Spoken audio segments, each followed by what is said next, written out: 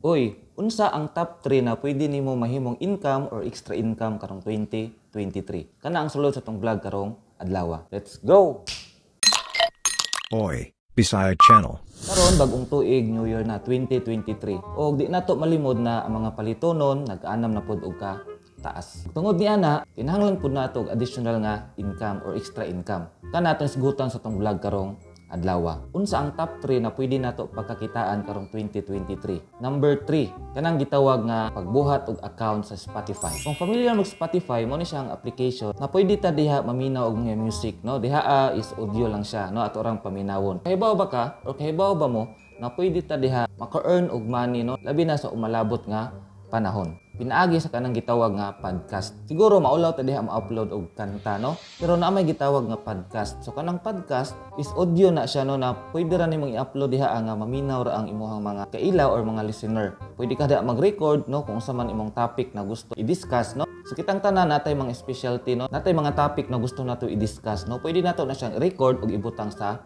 podcast. Kana siya kung nay maminaw, kung daghay maminaw, no? Nay stream ana, so diha ka pwede maka kwarta. Ang podcast bag-o ra na karon, no? Wala pa kayo na siya nisikat, pero pwede nimo i-position daan imong kagulingon diha sa Spotify pinaagi sa podcast. Top 2. Ay kaduha nga pwede mo buhaton para maka-earn kag extra income karong 2023 is kanang gitawag na services, serbisyo. Kay baw ko daghan tay mga skills, no? Ikaw nang tanaw ani na kay skills. So kana siya pwede mo siya himuong extra income or pagkakitaan. Unsa man na ang mga skills, no? Ang tao daghay skills, no? For example, maayo kag tingog, hibaw ka anang gitawag na voice over. Kung nakay talent niya na nakay skills, pwede mo na siya pagkakitaan. Saon mo na siya? I-master imuhang talent or skills sa voice over, no? For example, maayo kag voice over. So kung imo na siyang ma-master, pwede ka mo-contact sa mga company or mga brands, no, para ikaw mohatag og serbisyo sa ilaha. O sila magpa-advertise. So imuhang tingog, imong voice over ang gamiton.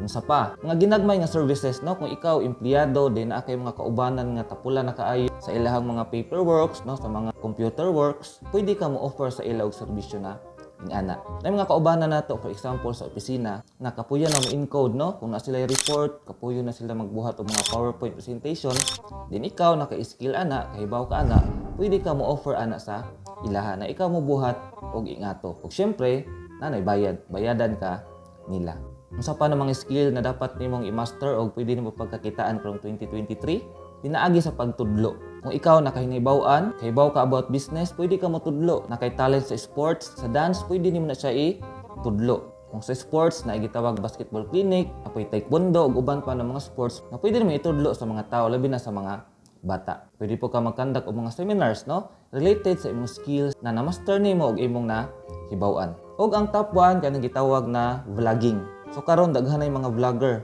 pero dili pa ulahi ang tanan, no? Pwede ka mag-vlog sa Facebook, pinaagi sa Facebook page, pwede pud sa YouTube.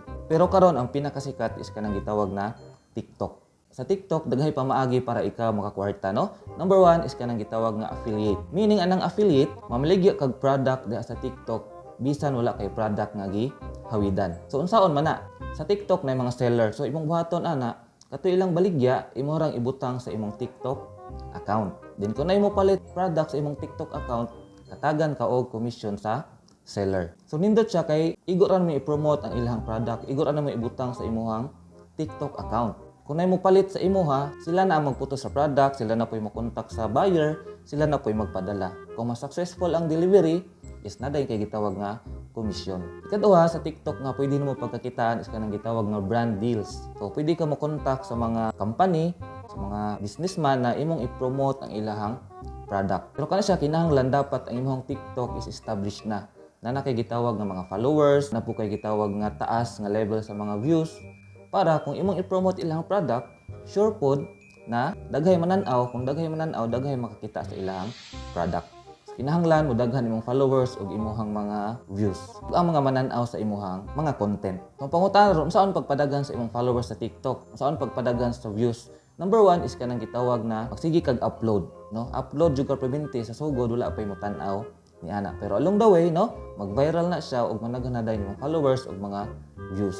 Ikaduha, dapat imong ibutang na content sa imong TikTok is akong ma-recommend is kanang gitawag na educational. Kung matanaw ang tao is na sila'y ma-learn, no? Na sila'y ma-apply sa ilang kaugalingon. Pwede pod mga tutorial, pwede ka magbuhat ng ana ng mga content, kana mga maka-entertain na mga content. So ing ana kanindot ang TikTok karong panahon na, no? Ang TikTok bag-o rin ni siya ni Usbong, bag-o rin ni siya ni Gawas. Ang mga tao although daghan na pero dili pa nga kadaghan ang tao sa TikTok. Sa una, ang YouTube, wala pa gitawag nga monetization, no? Mga tao sa una sa YouTube, siguro sila upload hantod ni abot ng gitawag og monetization program sa YouTube. Na diha ako mag-upload kag video, mabutangan dayog ads or advertisement imuhang video og diha na pud ka maka kwarta.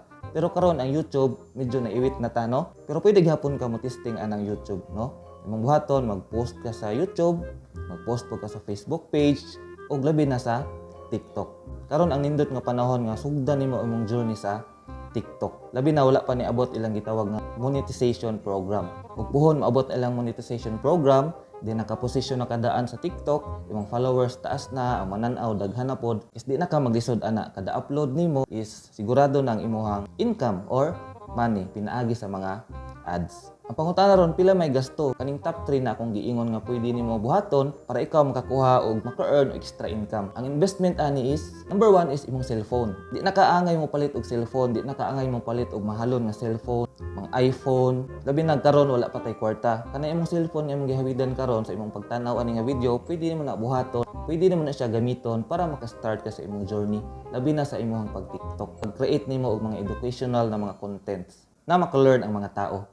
Kadua is dapat na kay goal. Mag-set ka goal na dapat karon nga tuig maka-upload kag ingani kadaghan na mga videos or mga contents. Bahalag sa sugod wala pay mo tan-aw. Og ikatulo is load, no? Pila ra man ang load, barato ra man na siya, din usahay sa inyong balay is wifi na.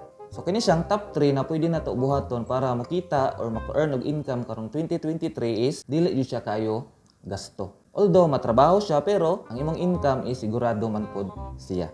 So unta na mo na-learn na sa atong vlog karong adlaw. Unta na kung ganahan mo is inyo siyang ma-apply sa inyong kinabuhi. Labi na karong 2023. Ayaw kalimot sa pag-follow kung nagtan-aw ka ani sa TikTok o pag-subscribe kung ikaw nagtan-aw sa YouTube.